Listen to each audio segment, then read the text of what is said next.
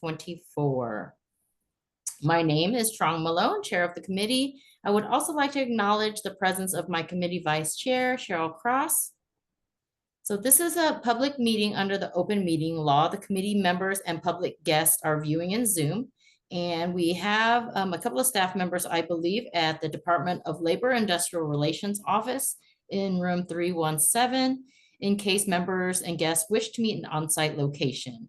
To start the meeting and to document in minutes, I will ask members and guests to quickly introduce themselves with their name and their organization.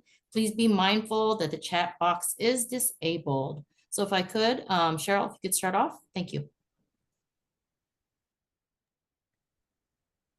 Thank you so much, Trong and Chair. My name is Cheryl Cross. I am the co-chair of the Military Veterans Affairs Committee, and I am on the executive board as a member of this committee for the Workforce Development Council of the state of Hawaii. Over to you, Deb.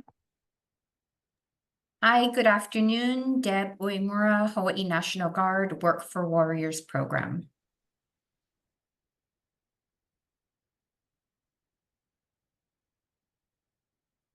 I'll throw it over to Ramon. Good afternoon. My name is Ramon Ruiz. I'm the local veteran employment representative here for the state of Hawaii at the American Job Center.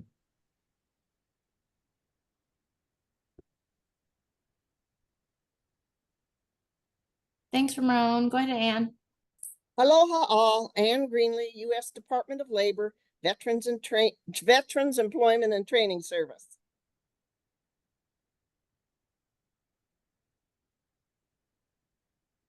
Oops, you're muted. Sorry, Steve, if you go ahead, I know we're going to introduce you, but if you can give a quick intro. Thank you, Trank. Steve Yankee, founder of Semper Forward in Mission, Wisconsin, subject matter in state military talent attraction. And I am from the great state of Wisconsin and looking forward to coming to the Aloha State in a couple of weeks for some hiring events. Thanks, Steve. Paige. Hi, good afternoon. I am Paige. I'm representing Island Palm Communities, and we will be the on-post housing provider for both active duty and DoD and retirees. Thank you for being here, Paige. Okay, how about Ka'eo? Did I say your name correctly? Aloha, everyone. My name is Ka'eo Winner, and I too am from Island Palm Communities. Okay, and I do see somebody from Rent to Work. Is it you, Carrie?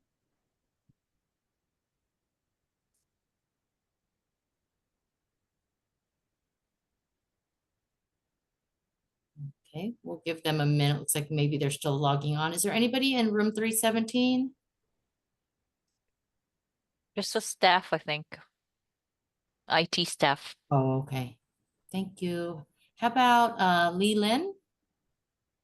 Hi, good afternoon, everyone. My name is Leland Brady. I'm with the Hiring Our Heroes Hawaii chapter, and I'm in this meeting on behalf of Fiamma and Cassandra. So thank you for having me.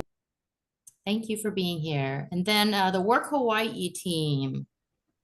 I don't know if it's Carrie, is it you that's on?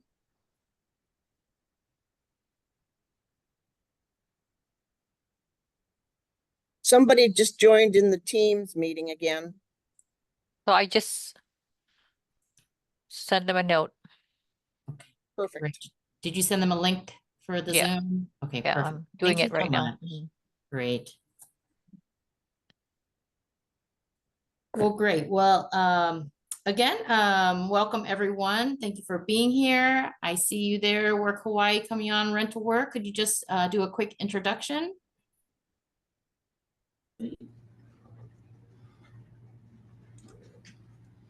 Hi, my name is Carrie Akamine, and I'm with Work Hawaii Rent to Work. Great. Thank you, Carrie, for being here. And we'll get to your presentation in just a couple of minutes. And then, of course, our Executive Director of our Workforce Development Council.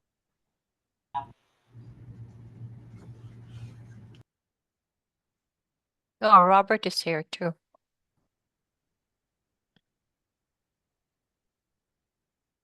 Hi, Robert. Right on time. We're just doing quick intros, if you wouldn't mind.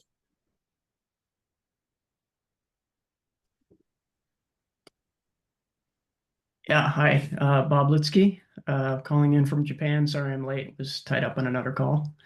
I'm with Booz Allen, been in Hawaii with Booz Allen for about 25 years, but I've been out in Japan for the past about year and a half. Thank you so much for being here, Bob. You're welcome. Thank you. And I know Bennett, she didn't introduce herself, but she, Yeah. Bennett Misalucha, Executive Director of the Workforce Development Council. Aloha.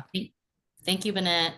So we're going to defer the approval of the minutes for the next meeting. We have a lot to cover today. The first item in our agenda is just a couple of updates that I have. Status of our spouse events that we've had over the last quarter, really. So a few items. On August 29th, we held a resource and career fair for veterans and military spouses at Aliamanu Military Reservation Community Center. There were about 52 attendees. All the staff and staffing agencies that were in attendance were very impressed with the quality of attendees. So thank you for all of you who supported that event. Recently, on September 25th, there was a military spouse resume and job search workshop, and also AJC tour. So that was in combination with the Military Spouse Professional Network at HOH and AJC. And special thanks to you, Deb, for assisting with that event and so many other events. Also, tentatively on October 28th, the AJC may attend the HOH Hawaii Amplify. It's a career event for spouses. As you all may know, HOH has a different event on every major installation here in Hawaii. So if you are able to attend, or hopefully you are attending those events. And I believe maybe Ramon, your team may be attending one of those events. Let's see, on October 11th as well, this Friday, I am going to be introducing some of the AJC staff to the employment and readiness staff with the U.S. Army Garrison Hawaii. So that was one of the things that we wanted to do, is help, to start building bridges within our military communities while supporting our AJC and really learning and helping to support, learning about what they do, and really helping to support our military communities and spouses through the AJCs. The other event I was able to attend was an online webinar through Workforce GPS. If you all haven't been a part of Workforce GPS, of course, it's just an online technical assistance website that is sponsored by the Employment and Training Administration through USDOL. So a lot of great webinars on there, a lot of different types of resources available. But this particular webinar was about enhancing skills and support for veterans.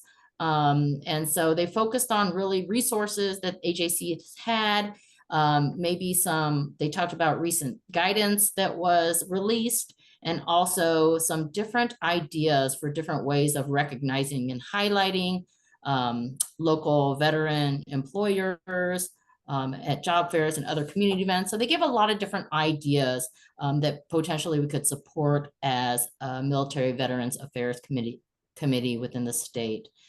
So a lot of great events available for free to everyone on Workforce GPS. So I would just say, when you have the time, just click on that website on ETA, and like I said, there's a lot of helpful information on there to help support our veteran communities. Before we go into today's presentation, I would just like to take a moment to review the goals of the committee. If I can ask Annette to share these slides. And then I'm going to ask Vice Chair Cheryl Cross to read and explain through the slides a little further. You bet. Thank That's you. loading, we just want to give a guide in case there's any I can't say that word, in case there's any confusion to the purview of the committee. Can you see the slides? Yes. Okay, perfect. It says role of Military and Veteran Affairs Committee. Can I go to the next slide, please? The Military and Veteran Affairs Committee serves to address workforce-related issues specific to military personnel, veterans, and their families. The committee's purpose includes, number one, promoting workforce opportunities. We work to ensure that military members, veterans, and their families have access to workforce services, training programs, and employment opportunities. This includes and involves aligning their needs with the broader goals of the WIOA, W-I-O-A.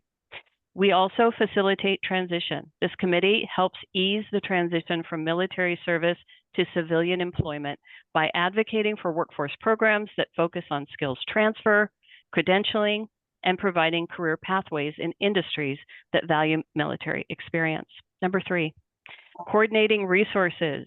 This committee identifies and coordinates resources from both federal and state levels, such as WIOA funding, to create programs tailored to the unique challenges veterans and military families face in the job market. Number 4, we also ensure equity and support. The committee plays a role in advocating for the inclusion of military and veteran communities in workforce development plans, ensuring they benefit from the state's unified plan strategies around equity, diversity, and inclusion. Number 5, collaborating with employers. By fostering partnerships with employers, the committee works to encourage the hiring of veterans and to raise awareness of the advantages of hiring military personnel and their family dependents with diverse skill sets. In short, the Military and Veteran Affairs Committee helps integrate military and veteran populations into the broader workforce development framework outlined by WIOA and works to ensure that they are represented and supported in the state's workforce development efforts. Is there any questions on this?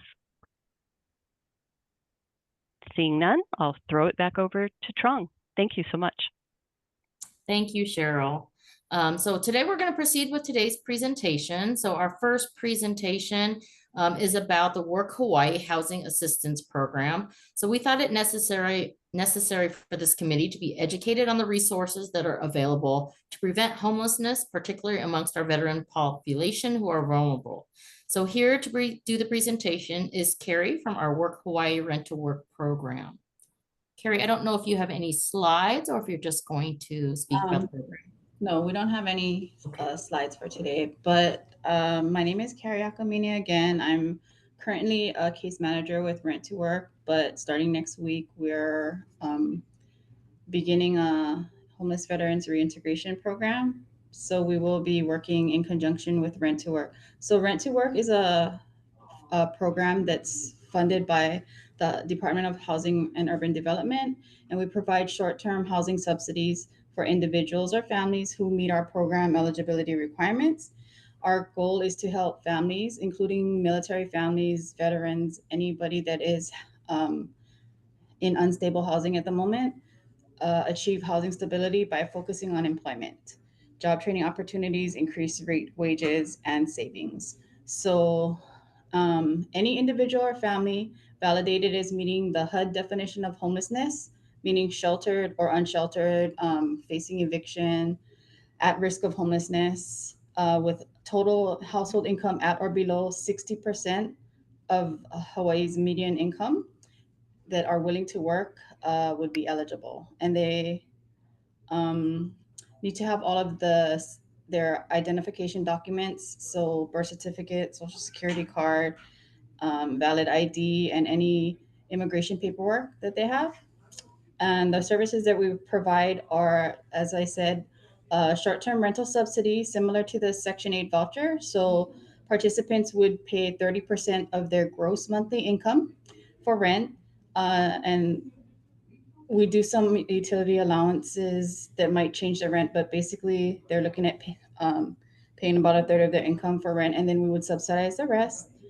One of the benefits of our program is that we do have housing placement assistance. We have a housing assistance specialist that specifically works with the clients once they have their voucher / coupon, and then helps to place them if they're having a hard time. And recently we've been doing a lot of placement into affordable housing because the goal of our program is that the individual or family is able to sustain at the end of the 1 to 2 years without our help.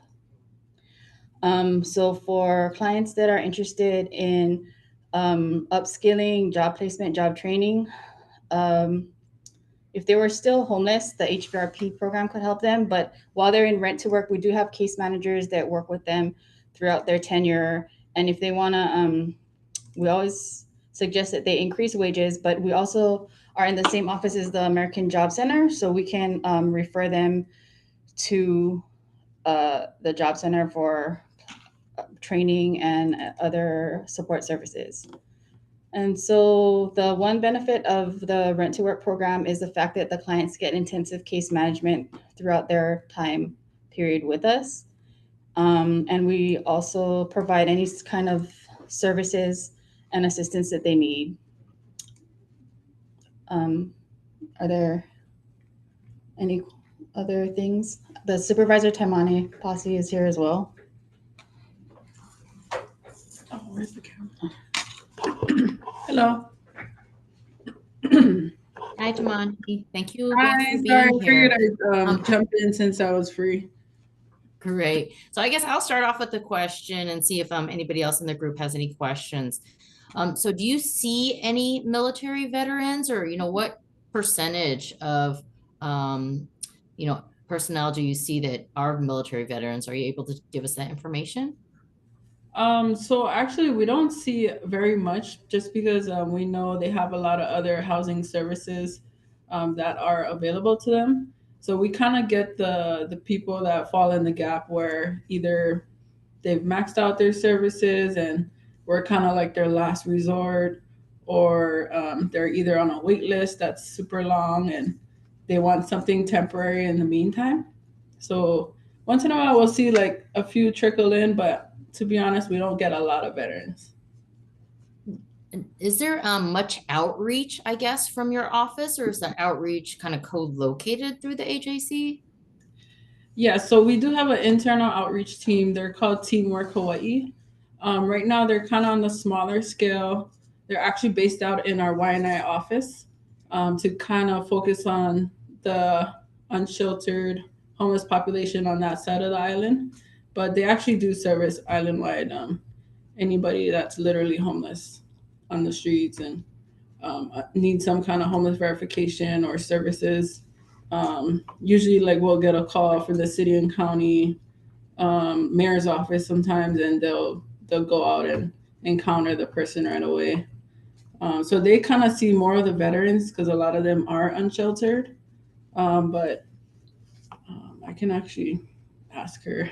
So once our HVRP program kind of rolls out, then we would be specifically outreaching homeless veterans, and we would be willing to meet them wherever they're at. We'll be fully mobile, service the whole island. But I know that there's a lot of services already in the Waianae area, which is actually where our office will be located. But we would be servicing probably the rest of the island, because I know that the U.S. Vets facility is in Waianae and Kalailoa. Thank you. I'll open it up for any questions. Go ahead, Bennett. Thank you very much, and I appreciate all that you do.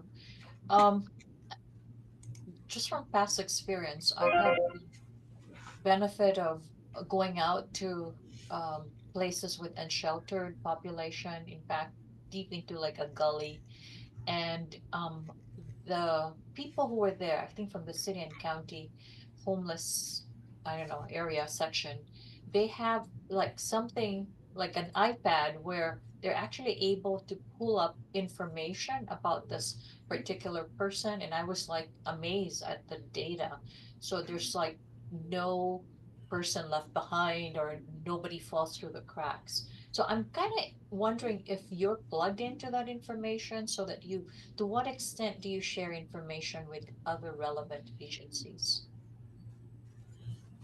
We are, yeah, so that's the Homeless Management Information System, and we are completely plugged into that. And as we start working with the homeless veterans, we'll make sure that they're in there. A lot of the people that we serve are in there. And then actually we recently had a case of somebody that was in there as a veteran with a referral to a different housing program, but he's actually working with our program as well. And we were able to get that information from that particular system. And like you said, it's mobilely accessible. And we're definitely going to enroll every person that we come across in that program if they're not already there. The benefit of that program is, so for homeless people, oftentimes they don't have their documents, but the gentleman that I just spoke of, his DD 214 was already in the system, so he would have automatically qualified for the HVR program as well, if he wanted to upskill. And when the HVRP does roll out, we do have 20 rent to work coupons that are reserved for the homeless veterans. Did that answer your question?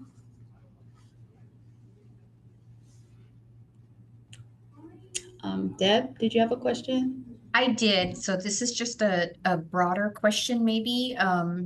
What is your definition of homeless?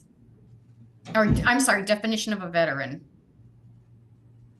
So for the HVRP program, the definition is somebody that has served active duty for at least a day and that has any discharge other than dishonorable.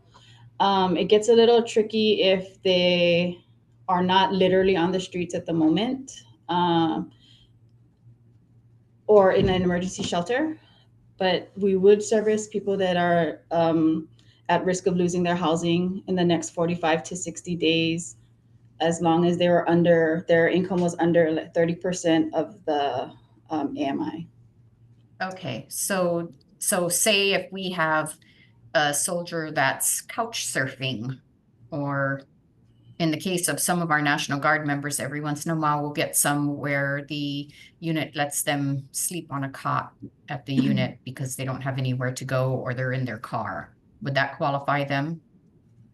That would qualify them for the homeless part, but the National Guard piece, they would have had to be called to active duty at some point. And So does that, so when you say served for one day, then that does not include any training or schooling that they may have been activated for? That's So correct. say please help me, Ann. Sorry about that. yeah, so okay, so it correct. does not include any schooling or training, but It does does it include when they go on their weekend duty? When they are on orders? Title 10. No, okay. No, Well, it does not, but any day of active duty that they do, like an MPA tour, yeah, or if they deploy, anything that's actual Title 10 duty, or if when they are doing training, they are injured, and then the VA finds that that injury is service connected, they qualify. right, okay, no, yeah. So No, yeah. our guard guys all fall into every single gray matter you can think of when it comes to services and what they qualify for. So thank you for that explanation. Thank you, Ann. Of course. Ramon? Yes, going back to what was shared, you stated that you guys, when you first mentioned you find veterans out there and you may enroll into the HVRP program. My question to you is, from what I understand, the HVRP program is a required part where they would include a DVOP involved. If, okay, and shaking your head, so no longer required that. That's right. It used to be that. You're right, Ramon, but that is no longer under the new VPL, no longer required. We recommend it highly that that partnership happens, but it is no longer required. Okay. I'd like to try and establish some kind of relationship where we get known, and that will help us and help the veteran if possible. Maybe we can talk on that then. Thank you. Trang, you're gonna provide Ramon the information, their contact info? Yes, Okay, of course, I sure will. thank you. Oh, their office is right next to Right mine. down the hall. Not even that. It's like open oh, I forgot the number door right there. Okay, Walk okay. through the hallway. We're already So be noted. BFFs Yeah, down the you gotta hallway. talk some more then. Yes. So are there any other questions for the rental work team? Oh, I Cheryl. have just a statement. It feels like every meeting we have, and Deb raises her hand to ask these questions. Thank you for being such a strong advocate for our guards and reservists. I think that, collectively we understand the problem, but we speak to the problem, not the solution. So again, I'm always going to encourage you, let's think how we might change the aperture for this and think how we might reach these people. Ramon, you've always raised your hand to say, I'm going to help out. Let's work as hard as we can. And sometimes it's just language, it's not a box checking thing. It just, if they fall out of the box, let's put them in a box. Let's find a way. And if, for those of you who are resource specialists, if you have challenges, reach out to one of us, reach out to Bennett. We will help you find a way. Okay? Thank you. Sorry, I just have one more comment. Deb, the National Guardsmen would completely be eligible for rent to work. It was just the HVRP program that they're not. So if you do have people that are couch surfing, or even if they're in the cot at the whatever you're providing, it sounds like that's a temporary situation. So rent to work would definitely be able to see if they're eligible, transition. And we can also give you information about what would be needed for a referral. Okay, no, that's great. I mean, I'm familiar in working with the justice involved community, but yeah, our National Guard usually fall into a different category, but we do have some Guard members that do experience homelessness. Yeah, thank you. Thank you. Chair, I think Robert has one more question. Yeah, not a question, just a quick comment. There seemed to be a little confusion maybe on training. And at least for the reserves, whenever reservists are participating in training, they are on orders. I'm pretty sure it's the same for guards. So I don't know if that makes them qualified, but just No. some confusion on the terminology. No. The difference is that if a person is in the reserve component, Army Reserve, Navy Reserve, that is actually part of the Title X organization. And so when they're on training, you're correct that they are on Title X type orders. The National Guard, however, being a state organization, when those folks are just on strictly training, their commander is the governor, and they're funded through Title 32, not Title 10. And that's Okay. so that's the Okay. difference. They have to Okay. actually So to qualify, go on they have to have done Title 10 time. Got it. Yes. Okay. Thank you. Yeah. But only one day. And so Yeah. many of our guardsmen have in fact done one day of active duty. We see typically we see that happen more on the Air Guard side than we do the Army Guard. Yeah. So that's why we have a little bit of a dichotomy and difference when we're dealing with both sides of the house, Air versus Army. That's true. Yeah. Well, if there's no other questions, I would like to ask if you, Carrie, and if you could send us, whatever flyers, documents you have, we can share them out with this group. I don't know if there is anything specific, geared toward veterans, or just, in general, a couple of flyers that we can, continue to discuss in the group and connect the dots. Yes, we'll definitely send it to you, and Taimane is dropping the flyer in the chat as well. Perfect. Oh, wait, I think it's send it to you. I think the chat is disabled. There's no chat, so just email it to Trang, please. Thank you. Thank you. Thank you both so much. So our next presentation is an overview of requirements for military housing and the application process. So please welcome Paige Williams from Island Palm Communities. Thanks for being here, Paige. Hi, thank you for welcoming us in. I do want to go ahead and share my screen. I do have a PowerPoint ready to go. Hopefully I can get it to work properly.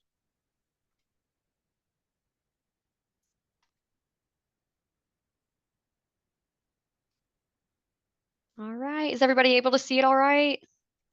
We can, thank you. All right, so like she said, I am here with Island Palm Communities, and we do have the on-post housing. It's going to be for Schofield, Wheeler, Halamano, as well as Red Hill, Fort Shafter, Tripler, and Aliamanu Military Reservation. So just some perks of living with us. Your utilities will be included with the rent. Right now, those rent rates do start as low as $2,200. And then for active duty, it could go up as high as full BAH. And then for non-active duty, it could go as high as $3,669 for one of our units. We are very pet friendly. This is something that we pride ourselves on. Looking for a place to live off post, it can get dicey if you have pets, especially if you have larger ones. We do have a 2-pet limit, and then we do have a small list of restricted breeds. But as long as you are not going beyond that 2-pet limit and you are not within those restricted breeds, then we will happily welcome your pets along with you. For our active duty, there is no pet deposit. And then for our DOD and retirees, there is just a small one-time fee for your pets. We also offer 24-hour emergency maintenance. So this is going to be things like if all of a sudden you have a pipe burst and your home is flooding, then we can get somebody out there right away. But aside from that, we also do have a residential app. And on this app, you'll be able to schedule just your ordinary maintenance. Go ahead and put those requests in, and it's a digital neighborhood as well. So it works similar to a Facebook page, a community page on Facebook. So you can post your yard sales and things like that.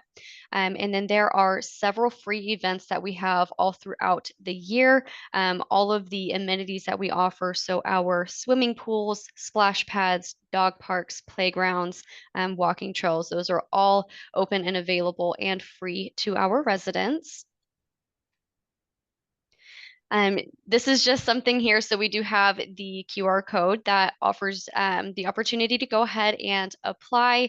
What we're looking at as it stands now, we do have readily available inventory for our junior enlisted families, as well as our single soldiers. And then we are offering move-in specials, which at times can include a free move-in or 1 month free rent. I have a list as well of the documents that we require for each of these different priority levels. So our active duty applicants, that will encompass our priorities 1 through 5 on our wait list. And the things that we are going to ask for is going to be a copy of orders, the flight itinerary that is going to bring them to island. We'll want to see their most recent LES. And then if they have family members that are not shown on their orders, then we are going to ask for command sponsorship documents or marriage certificates. And then our government partners do offer something called a plain language brief. This is going to go over all of the rights and responsibilities that our occupants will have as tenants with us. And that's something that we will require is just the completion form from that brief. And then they will also have to show proof of renter's insurance for us and for the home that they are occupying. And then moving over for our DOD and retiree applicants.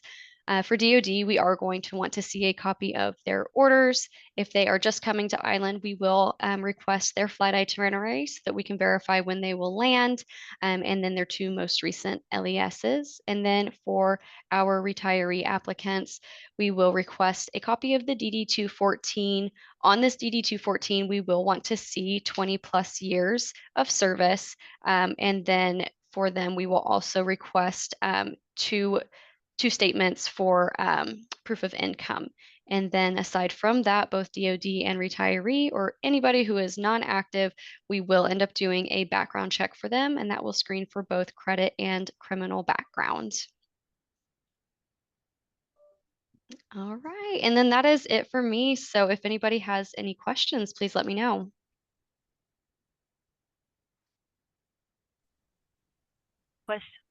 Paige, hi, it's Cheryl Cross.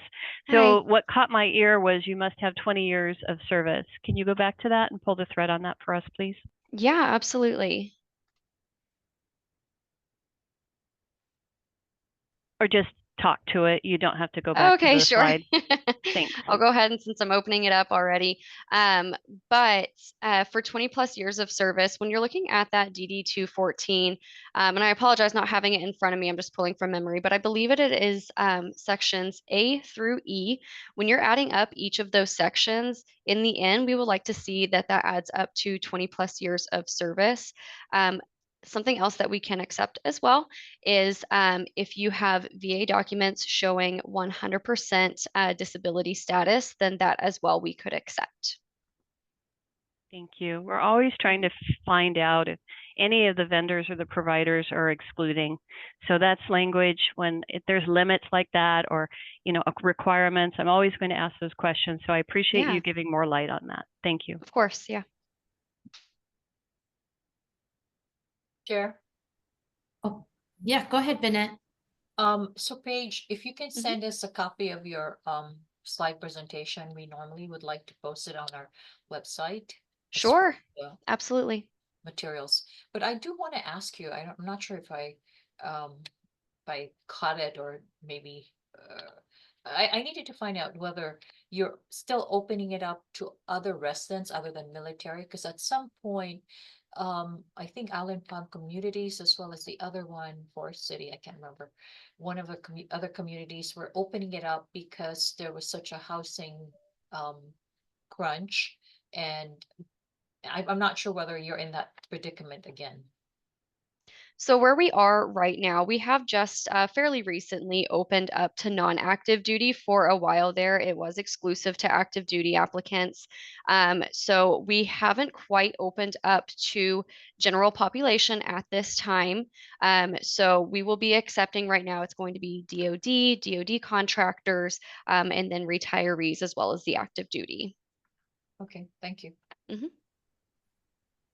Hi, Paige, just a question then as Sure. well. So, so not veterans in general. So you either have to be a retiree or 100% disabled veteran, or That is correct. So that is where we are at currently. However, we have pushed to make that request to broaden that a little bit so that we can include veterans as well. We certainly do see the interest from them, and we would like to be able to offer. So that is something, it's a request that's in the works right now. It's not to say that it will or will not get approved, but the request has been made. okay, is there any, I guess, any data or documentation that potentially we or the people on this call could assist with? Because I know that, you know, a lot of the conversations about transitioning service members who would like to stay, obviously, the cost of living and finding housing has been a huge concern. If they're able to, you know, stay where they're at and continue living there, you know, at a lower cost, or, you know, move on to base as an option, you know, is there any way that we could be part of that discussion? Yeah, and that's something that we can provide our collateral over to you that we're using right now. That's marketing over to our non-active duty applicants. We oftentimes see folks that will go, they'll be here and they'll want to retire here. And at that point, a lot of times they won't already be in a home that would qualify for a non-active duty applicant. So what we'll do at that point is we'll go through the proper steps of getting them a move over into a home that they would be able to retire into. And then I know also your qualifications is active duty or retired. What about our, again, our National Guard and Reserve members? So if you are a reservist in active status, then yes, you are going to fall under the active duty category. National Guard right now does fall within our general population category. So that is one of those areas that we are hoping to be able to start offering to in the future, but we're just not there quite yet. Thank you so much, Paige. Are there any other Yeah. questions? Deb, I saw you come off mute. Did you have a I comment? did. I just had a, did I hear you correctly? For the DoD civilians and contractors, you require 2 sources of incomes? Or So we what was just that? want to see two most recent pay stubs is what Okay, it is. okay, And then okay. if they are receiving anything outside of just their regular working income, so if they receive any sort of disability or things like that, Okay, they can also send that over. It's only going to help when we go to do the background check. So that's something that they would be able to provide us with as well. right, okay. Nope, that's great, thank you. Well, thank you so much, Paige and Leland, for being here. And again, if you could send me over the slides, that would be wonderful. Absolutely. I'll go ahead and do that now. Thank you so much. So our final presentation today comes from Wisconsin, where he has built a model called Mission Wisconsin, has an effective talent pipeline for transitioning military personnel. So we have Steve Jenke here, who is a Marine veteran as well. So thanks for being here, Steve. Oh, thanks for having me. It's really great to be here. And I was stationed in Kaneohe during my Marine Corps service. So I was part of 1st Battalion, 12th Marines. I was sad to see that they took down Mackey Hall. If that puts any frame of reference for y'all that are on this call. And it is awesome to see such a great group of folks concerned about the issues that face transitioning service members and their families as they're getting out. What we strive to do in our model is to create public-private partnerships around that transition solution by raising awareness of the opportunities and the pathways that states have in order to make that a place where that military family can end up. So Mission Wisconsin started as a state program back in 2018, ran it successfully for 20 years, but government is going to do what government's going to do. And, politicians and pandemics happen and all of those things. So the program ended as a state funded program, and I continued it in the private sector. And what I've learned from that is that we think because we're in that state or we're in this arena around workforce development and that transition issue, that everyone understands that they know, like everybody knows Wisconsin is a state, right? The question that I've gotten asked for the last, it's like 6 years now, is where is Wisconsin? Right? And it's a real one, right? Like it's centrally located in North America is a great answer, but that still doesn't make me feel any better about our public education system, which is a whole nother conversation. So just because we're part of it, we think that we know and everyone else should know. Anyone that has recruited for a company, worked at a company, understands that they think that everyone knows exactly what that company is, does, and it doesn't matter if it's down the street, across the hall. The only company in the world that nobody ever doubts what it does is Amazon, because there is a button that you can push on your phone and a package will show up, and that's pretty ubiquitous, right? So when we talk about state programs and military talent attraction, a huge part of it is just raising awareness, creating a pipeline, and reaching out to those service members that might be curious about, how do I get to Hawaii? How do I stay? How can I make this transition with my family something that's a little less stressful? And I know we got some great people on here, the Office of Veteran Employment Services, Department of Labor, and everybody really handles their end of the business really well. But it's just creating that functionality, like that intermediary to raise, like to do the outreach to those folks. I was actually in Camp Pendleton last Thursday, and I was talking with a Marine who was getting out. And I said, and my first question is always like, where do you want to go? What do you want to do? And part of that is because the paradigm around transition has shifted a little bit since the pandemic. It's not focused solely on employment now, it's more location driven. So like, if you can tell that family that's leaving, hey, we've got good schools, safe communities, affordable housing, we can find all those things for you, they're like, oh, okay. And then these are our economic opportunities. They're more likely to look at that as a whole package versus just, I got a job. So I was talking to this Marine and he goes, well, I really don't want to stay in California. I'm from, and I think he said Arizona, maybe it was New Mexico, but that's irrelevant. But he goes, you know, I was stationed in Hawaii for a little bit, and I'd really like to go back there if that's a possibility. But I just know it's really hard to get there, to find that opportunity, to connect with it. And I chuckled and I said, so have you ever sat next to a person that says, I know a guy?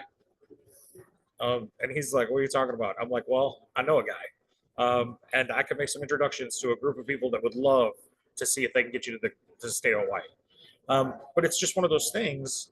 Everyone knows Hawaii. Everyone understands that it is paradise, but they don't also understand the economic opportunity, not just on Oahu, but on the Big Island and then Kauai and Lanai. Did I pronounce it right?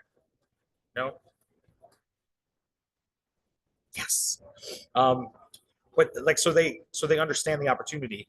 And Hawaii also has a very unique demographic set amongst other states. You all might be 41st in total veteran population, but the largest percentage of your veterans are post 9/11 serving veterans, which makes your demographic in Hawaii younger, more workforce orientated and driven that way, which means if they see it not as a retirement place, right, but as a place to grow a career and a family, which is what the largest percentage of your veterans obviously do see it as, that's a great story to tell.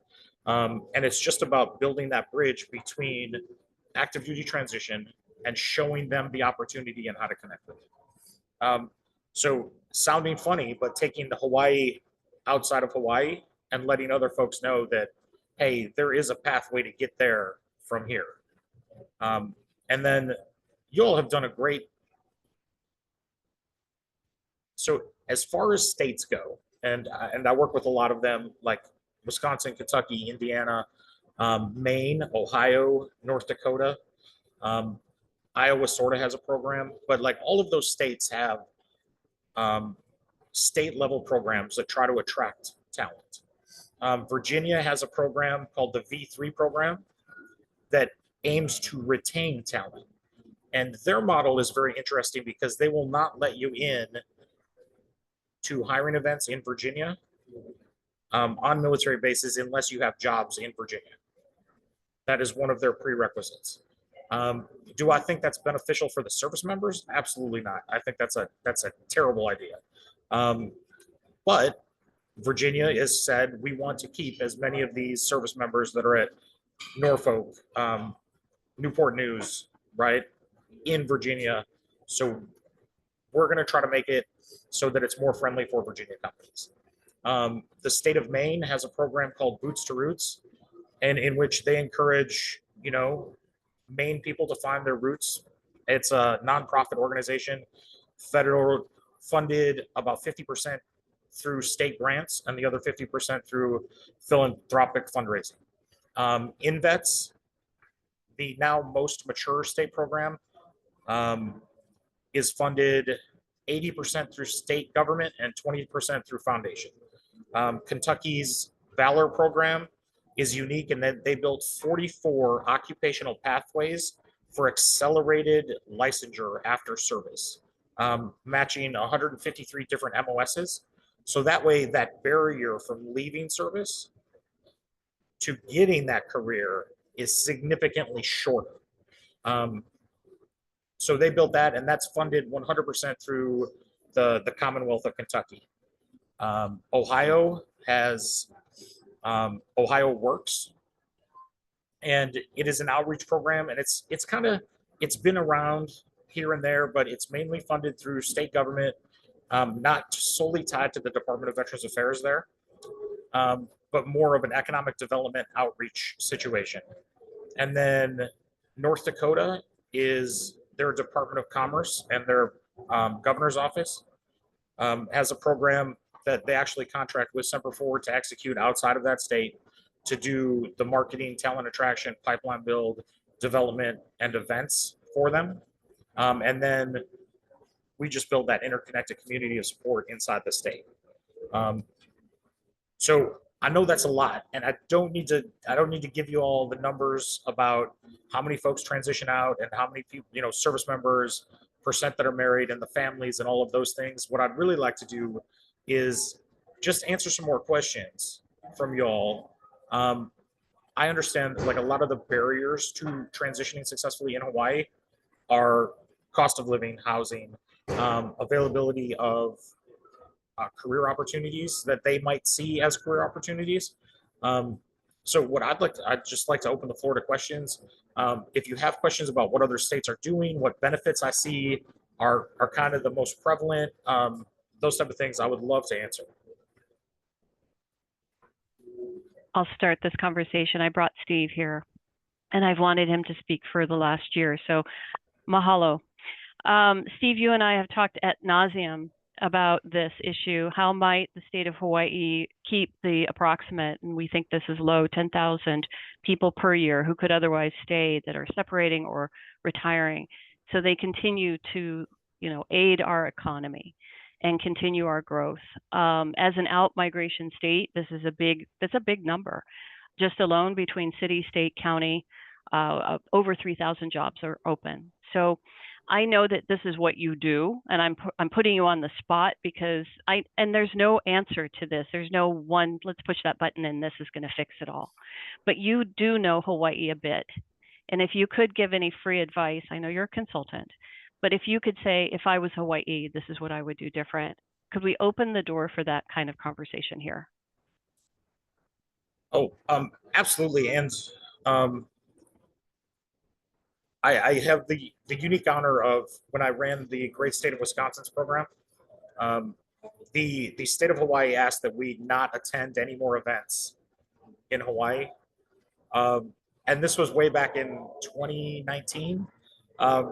So it was actually, I think it was this group met with Hiring Our Heroes and asked that we be uninvited. And we took it as like, there's no way people want to go to the great state of Wisconsin more than they want to stay in Hawaii. Right? But I think the point of that whole conversation was we just did a really good job of being shameless self-promoters of our state. And we talked about all the great things. But more importantly, we offered a really high touch, one-on-one avenue of approach for that person, no matter where we met them in the world, to come to the state of Wisconsin, right? And we offered to support them through it. So we know that when we leave the military, like, transition is scary, right? Like, there's a whole lot of uncertainty, and like, people are telling you you're the best in the world and you can do anything that you want. You just can't do it here. So the biggest issue is for that family, for that service member, to feel like somebody cares and is helping them connect to more than just employment. Because as recruiters, you can find them a job anywhere, right? And set them up and sell a bad idea. But if you support that family through that process and they know that there's something on the back end, they're more likely to look at it. So Cheryl, my free advice is to do one small thing that it seems so obvious that it doesn't make sense, but it's to put together a one-pager about why Hawaii is a great state for veterans. Your military retirement income is tax-free. Obviously, you have an excellent VA system there. You have a average median income for veterans living in that state of $97,000-ish.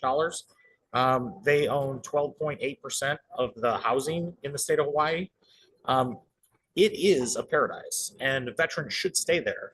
And then tell them why, and then point them at the one conduit in the funnel that starts the connection to everyone on this call, right? It's not about a veteran.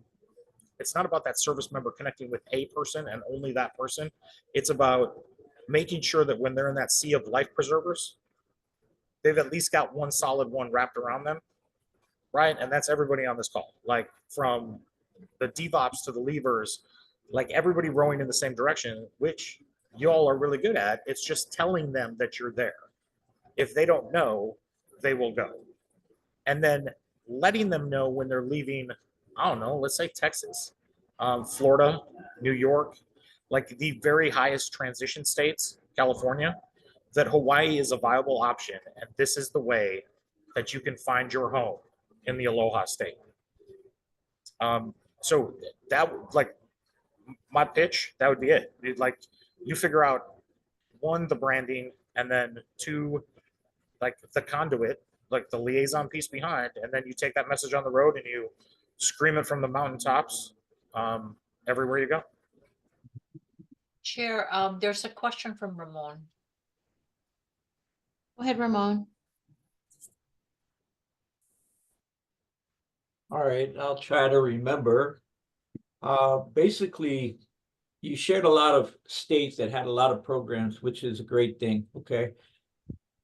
I wanted to try and ask some of the things that you said you wanted questions on, because it made sense, which was, what kind of solutions are they bringing to the veterans situation in those states? I wanted to try and compare to what we have going on and what's common to us, yeah? Because you can have a program, but you know, we need solutions, right? So I wanted to hear how are they resolving some things.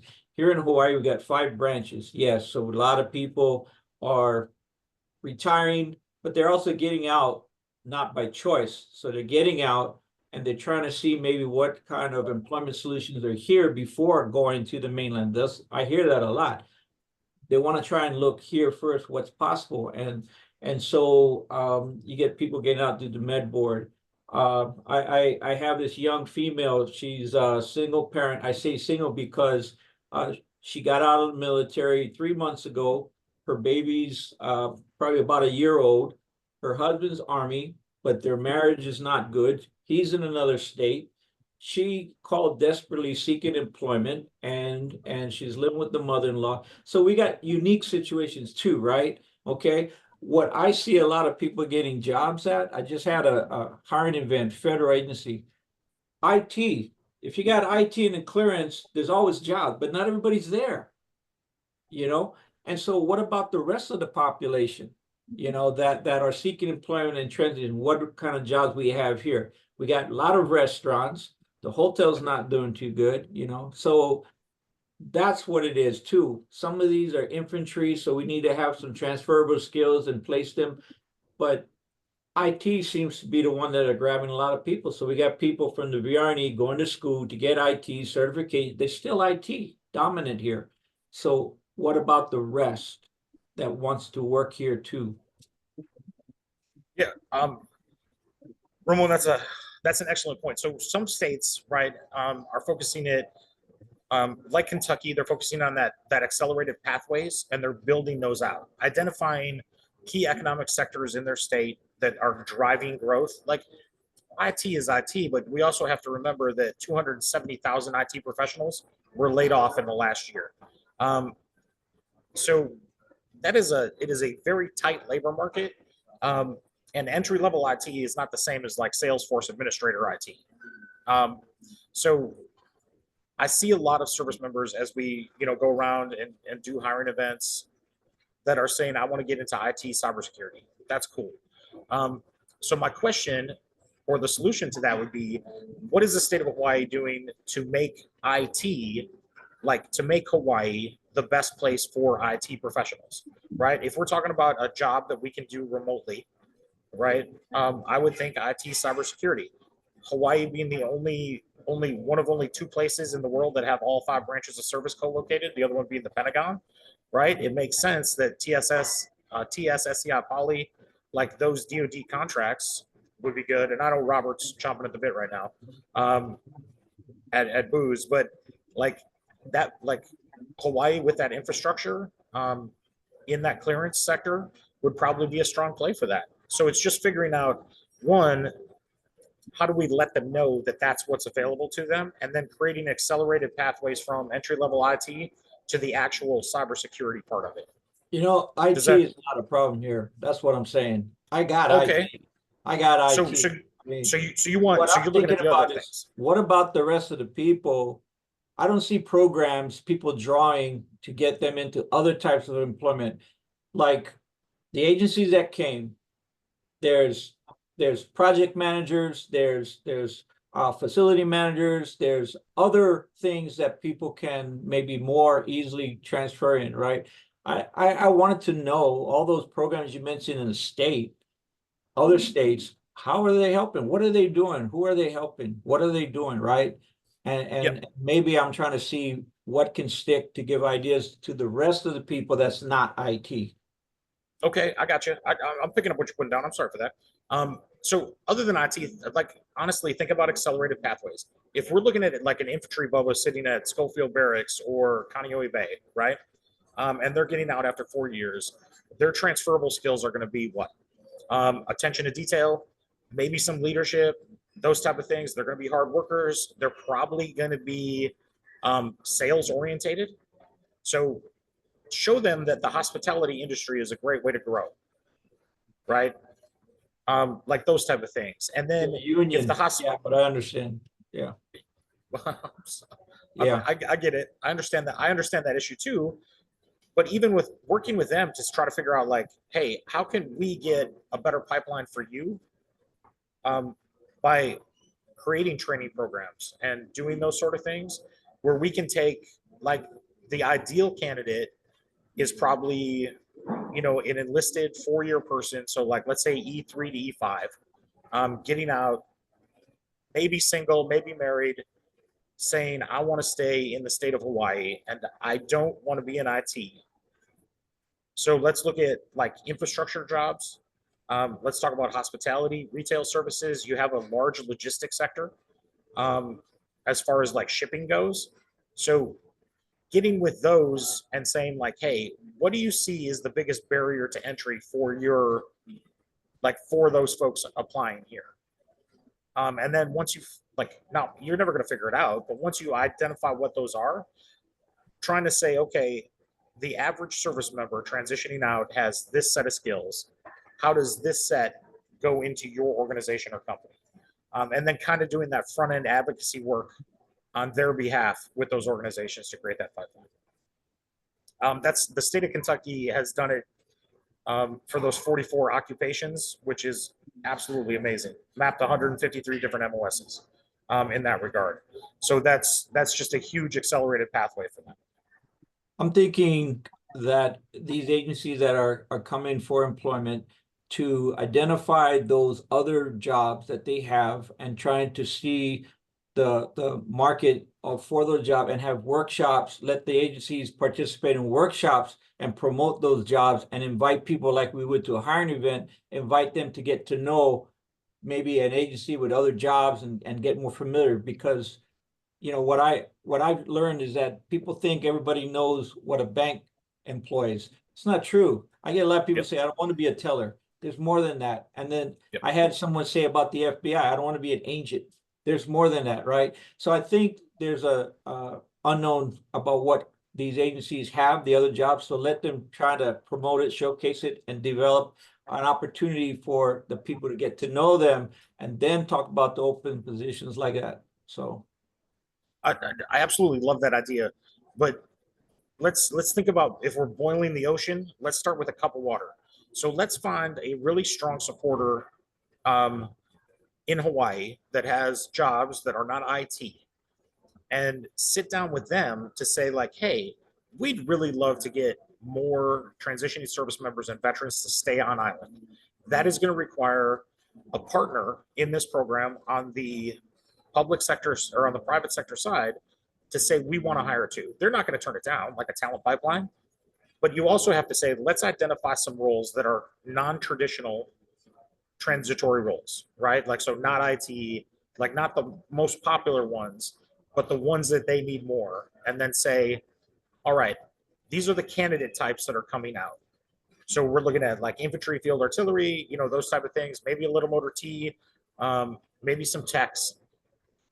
What skill sets do you need to fill your roles? And then help them with the transferables.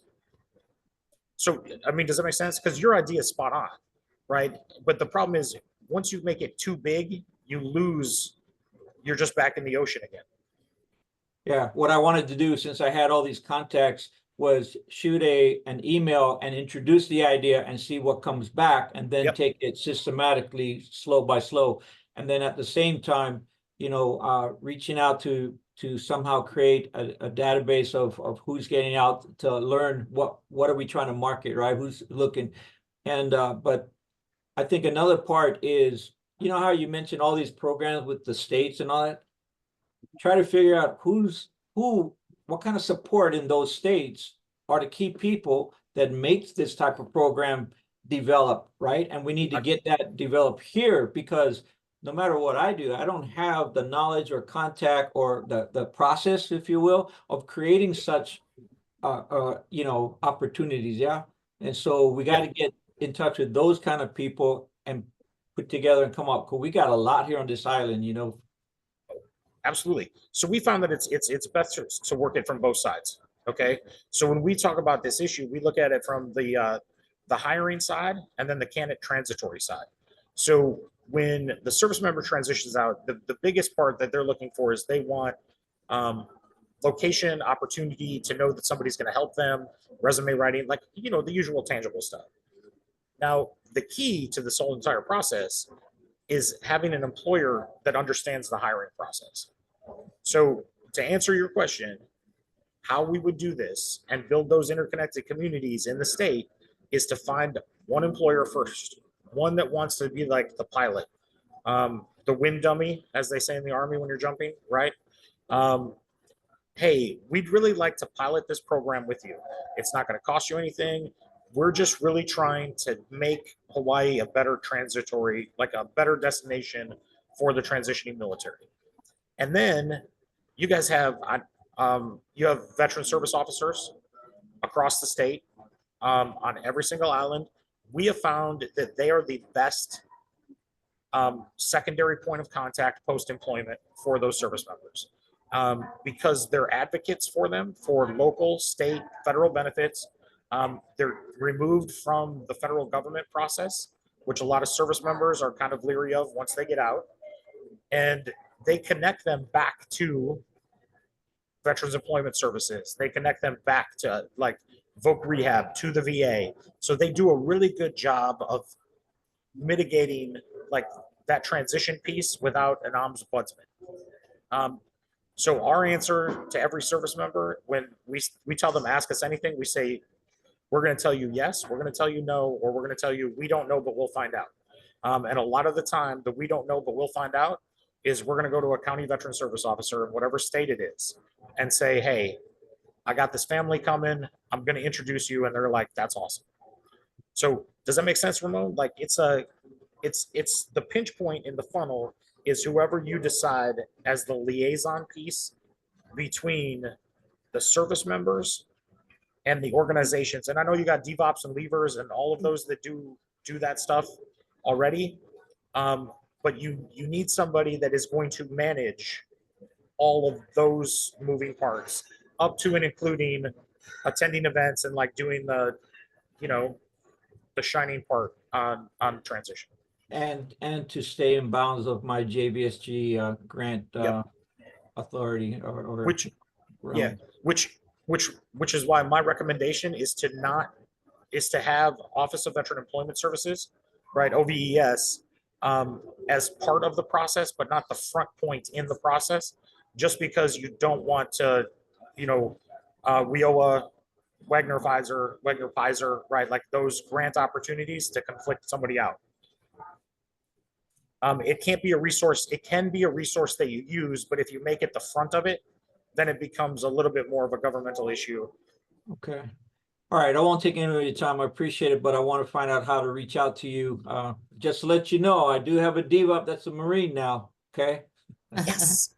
Thank you, Steve, Ramon. Thank you all so much. And Steve, I know we're going to reach back out to you for a lot of other questions and discussions, but if I could please move forward, we have a few other agenda items, and this ties in perfectly to it. So really the discussion can continue, but we would like to have a short conversation on the committee's 2025 priorities. So being mindful that these initiatives do need to be folded into one of our 4 pillars under our Hawaii State Plan. This will also give us the opportunity to share what is also already being done. So we want to take a look at the 4 pillars, which is in alignment with our economic development. I guess the first area or question that I have is really think about what industries or sectors should we prioritize for transitioning military members and veterans to meet both our workforce needs and also our individual career aspirations. I know this is a huge question. We know, we only have about 5 minutes to discuss each. So if anybody wants to come off of mute and provide, anything that you're currently doing or any ideas that we could focus on moving forward in 2025. Chair, are you able to see the slides? We can, yes. Go ahead, Anne. I would just throw out 2 ideas. One being logistics, because I think that is a growth industry, the big picture logistics for Hawaii, and the other being renewable energy. And that kind of ties in back to what Ramon was asking for. I think this first pillar idea is, is where we should be going. Not necessarily those two, but figure out what growth areas we want to concentrate on, find employers that want employees, and then go for it. Thanks, Anne. I think for me, when I talk with transitioning military members, I mean, there's so many different areas of interest, really hard to define, what areas that are, obviously we can look for our greatest needs across the state, but what areas could we group, I guess, those transitioning military members towards or into to find that interest moving forward. Any other comments from anybody? I think I heard that some people are thinking like they got general groups, and from the groups, they establish just the groups first, and when people get out, they're going to be going to health, or they're going to be going to hospitality, or they're going to be going to technology. So maybe identifying groups, which is small, but then maybe it gives people to fit somewhere, and from the groups, then they can branch out to a pathway that leads towards the employee population or employer population that can satisfy that group. And maybe that's a good way, because we're tourism, so there's hospitality, everything that goes with that. We're military state, there's a military side for that, satisfy that population. We have just opened up the second VA clinic, so there's 2 military clinics. We do have triplers, so there's big in hospitals, things like that. We have a hospital population also in the civilian sector. So maybe starting out with categorizing the direction we want to go in simple large groups, and then from there you can fine tune it, maybe. I don't know. So industries or specific career pathways from there. Yeah. Okay, thank you, Ramon. Yeah, this is Bob. I think kind of within maybe the idea of technology, thinking about things like AI, cyber, and data. Those are very high in demand across the DoD clients we support. But what I think is interesting about them is we've done things in different, college career fairs and other things, is when you look at those types of technologies, they are universal. The jobs are in healthcare, they're in hospitality, they are in military. So helping people to kind of make transitions and get even just increasing their digital literacy in those areas can help them to find jobs. Thank you. So I think we're also going to move on to our second pillar, which really ties into the first, right? We're talking about, what industries or sectors we could prioritize, but then how do we get the transitioning service military members and veterans there? So the second pillar is all about engagement and education and training. So what partnerships with local education institutions or training programs, can be strengthened?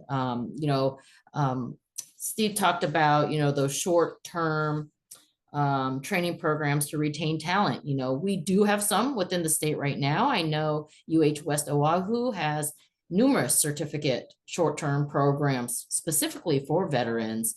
But again, they may not be in the areas that we may have a focus on.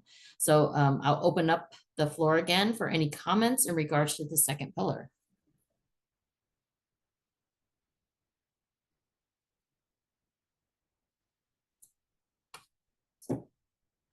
And I know within the state, we have different opportunities for free training through, our Onward to Opportunity partners. There's free Coursera courses. Like I said, West Oahu has veteran-specific training programs, as well as through Good Jobs Hawaii. Yeah, this is Bob again. I definitely agree. I think we've seen and partnered ourselves with West Oahu quite a bit. And Chaminade has also been doing some really innovative things around helping veterans, and specifically around training and matching them to jobs within the Intel community. They may have actually expanded it beyond that, but they've done some good things in that area. Robert, can you tell us how long maybe some of those training programs are? No, I don't really have a lot of details, but certainly could help find connection points to learn more about them. That would be wonderful. Thank you. So I do have, because I'll go on my National Guard and Reserve component soapbox again. You know, one of the things that we struggle with in trying to get not necessarily our more seasoned Guard members, say they have over 10 years of Guard experience, but our younger Guard members who like to utilize their their experience basically from their schooling and their training, but they don't really qualify for some of the programs that our veterans may have access to. In regards to hiring, we work with P3I, we work with, a lot of the programs that are in the state right now. But our younger Guard members sometimes are at a disadvantage because when we make referrals, they say, well, we want them to have 3 to 5 years of experience, and they don't have that. Because they don't do it full time.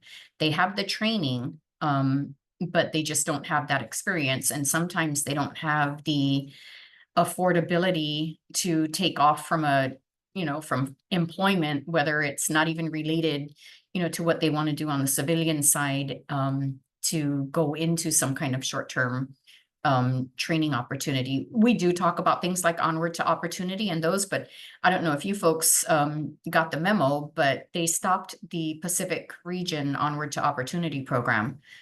So Mike Quintana is no longer with the program because they stopped it. So now when we make referrals to Onward to Opportunity, they have to just go on to a region that's got some upcoming training coming up.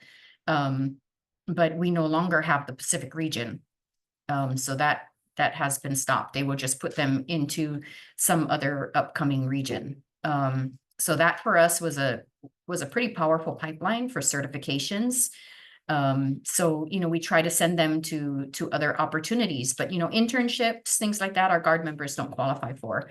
So one of the issues that I struggle with is I feel like sometimes they get left out because we focus a lot on either going to college or, a P through 20 kind of track, and our Guard members they don't do that.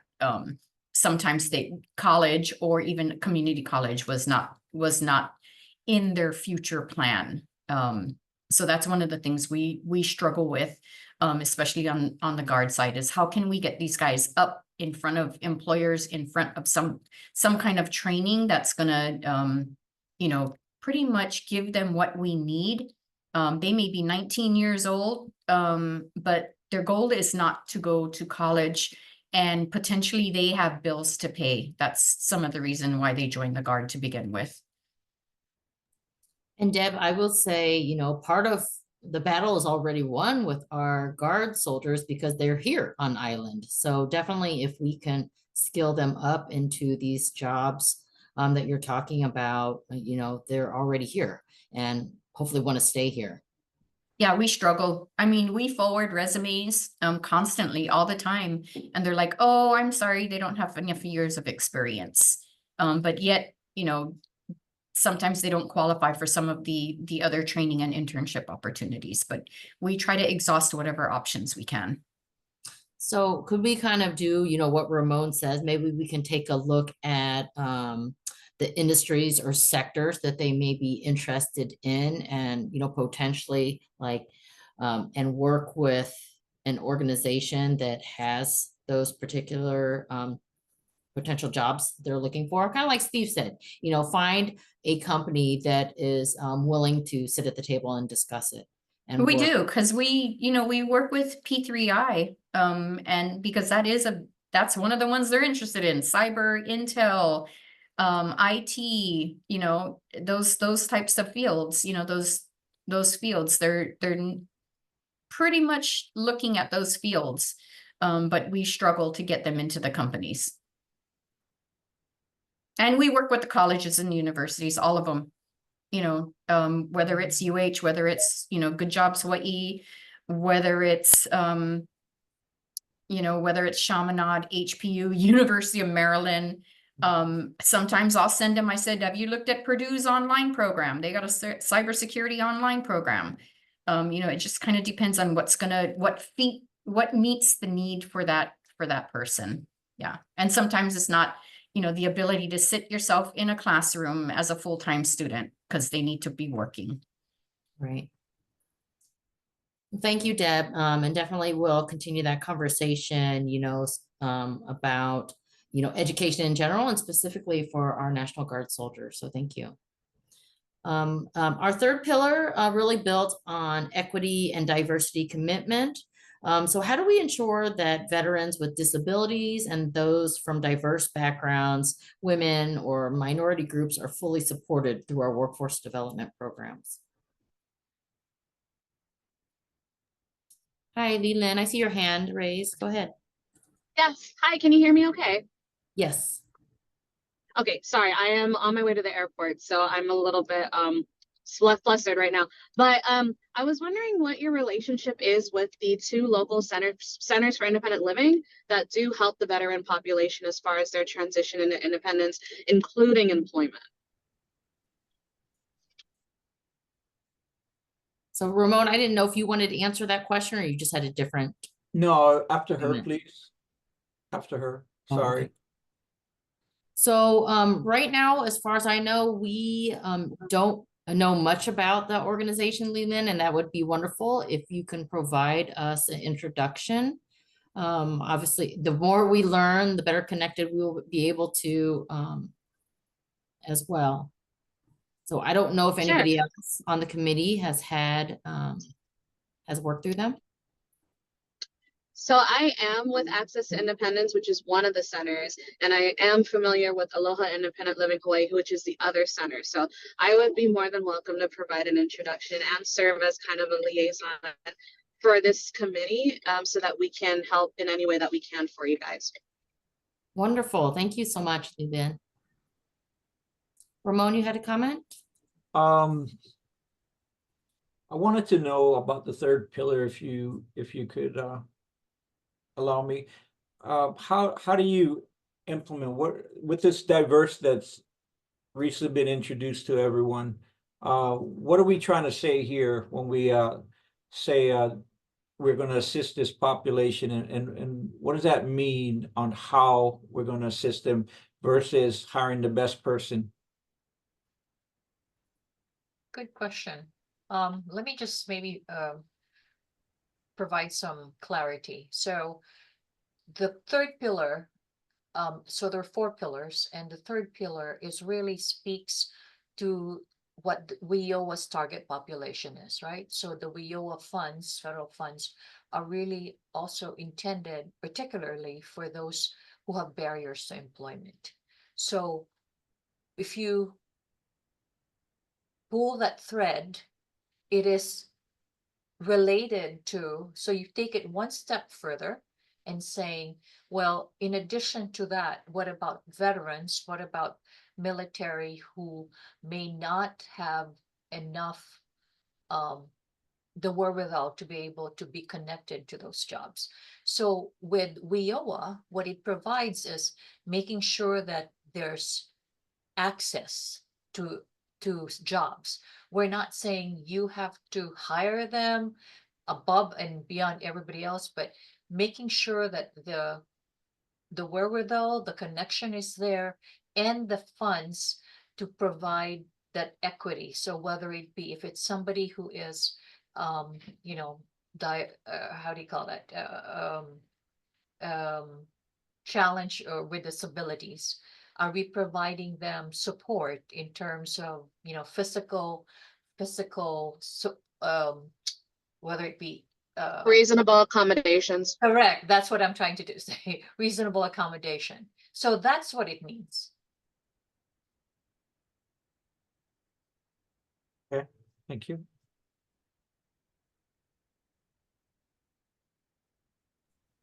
Thank you, Bennett. Are there any Any other comments? questions? Yeah.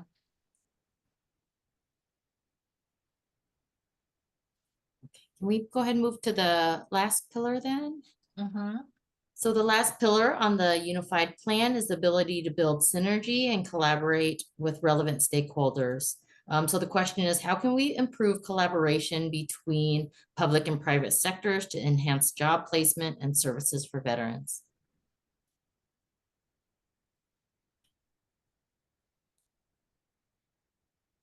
So any comments from the group? This is Leland. So I haven't been in Hawaii since I grew up here. And I know that when I was in Virginia, they were very open to hiring spouses and veteran or spouse. I'm speaking about spouses specifically because as a military spouse, you were either told don't say it because they're not going to hire you because they're worried about retention, or say it because they have programs that where they're specifically trying to hire spouses. So because it's been a very long time since I've lived here, and when I was growing up here, I obviously wasn't a spouse or a veteran. What is the sorry, I'm really trying to think about it. How do people feel about hiring either military spouses or veterans, knowing that at any point they could leave within 1 to 3 years? Good question, and I think there's some effort and initiative towards that end. So, Trang or Anne? Yeah. So I'll say in the past, there has been some resistance or reluctance in hiring spouses or military veterans because exactly of that, for the retention.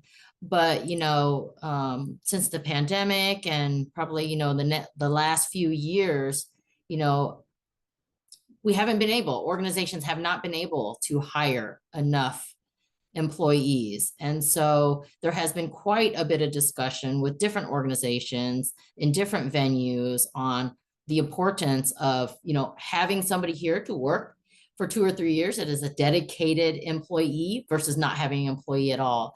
So I think it is changing. It's not something that's going to happen overnight. It takes all of us and then more to really get out there and really show what our military veterans or just our military and our spouses do bring to the table. Thank you for that, Trang. Mm-hmm. There's a question from Kaeo. Go ahead.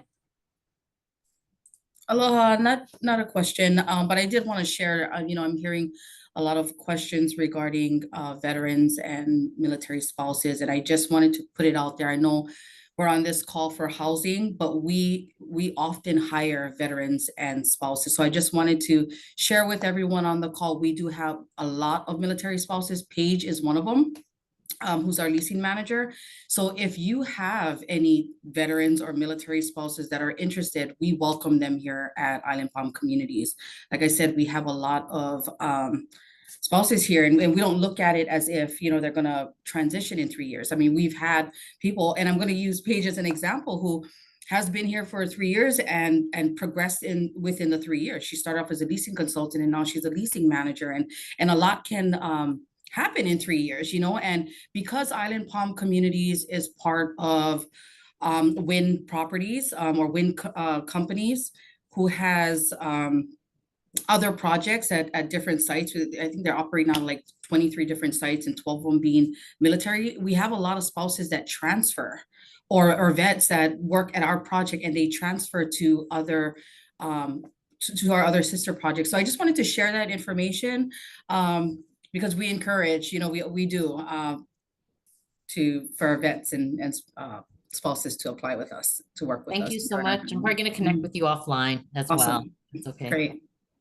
Go ahead, Robert. I know we're at time. Yeah, I know we're at time. Just to piggyback on that, I mean, that is a really important program within our company too. So I imagine there's a lot of companies that do that, but we have internal communities that work to help place military spouses as their spouse PCSs around the globe, so that they're not restarting their career every time. I know for many local employers, you can look at it and say that, the 2 to 3 years is a challenge because you have to retrain. But if you look at it institutionally across a large organization and you're moving and supporting those families, it really pays off in the long run. Yeah, thank you both. We will bring that up, and particularly your two organizations in our next spouse subcommittee. But I know we're at time, but I wanted to give our executive director any couple of minutes here at the end if there's anything that you'd like to put out, Annette. Oh, you're on mute, sorry. Thank you, Chair.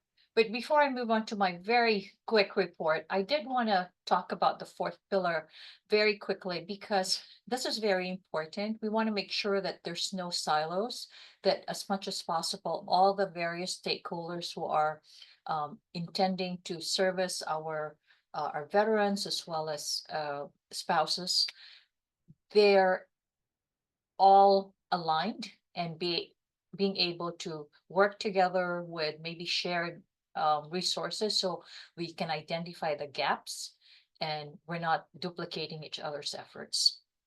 So with that, I'm going to now move to a very quick report on where we're at as far as the Workforce Development Council.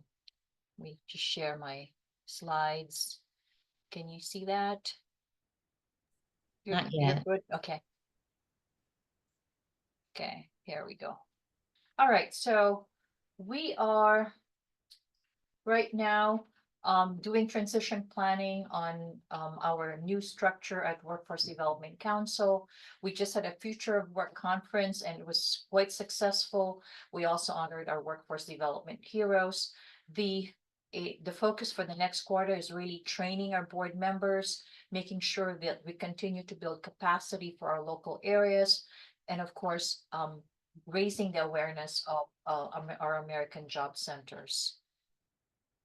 Back to you, Chair, because we're really running out of time. Thank you so much. Yeah, I want to give special thanks to our special guests today, Carrie, Paige, and Steve. Thank you all so much for your time and your expertise and sharing with us. Are there any quick announcements anybody has for the group? Chair, if I can just say that those comments that you made, we will be incorporating them into some kind of a document that we can then present at the next meeting. Okay, thank you. And I think Ramon has a. Real fast, if I may, December 13, Akaka VA Clinic, they normally have a food drive there and handing out food. We're going to partner with them on a combined hiring event that day. So we will be opening up. We're targeted about 35 employers, and it'll be at the VA clinic in Kapolei. That's on the works right now. Thank you. Awesome, thank you. Partnering with what Ramon just said, we're also looking at having a stand down event for homeless veterans and veterans at risk of homelessness. Same day, same place. Again, synergy with partners to incorporate underserved communities. Thank you both so much. So our next meeting will be sometime next year, probably late in January. We're trying to set that date. We just got our dates for our Workforce Development Council board meetings. But no, we'll be sending it out to all of you. Hopefully you'll be able to join us. Thank you all for your participation today. There being no further business, the meeting is adjourned at 3:05 p.m. Thank you all so much. Thank you.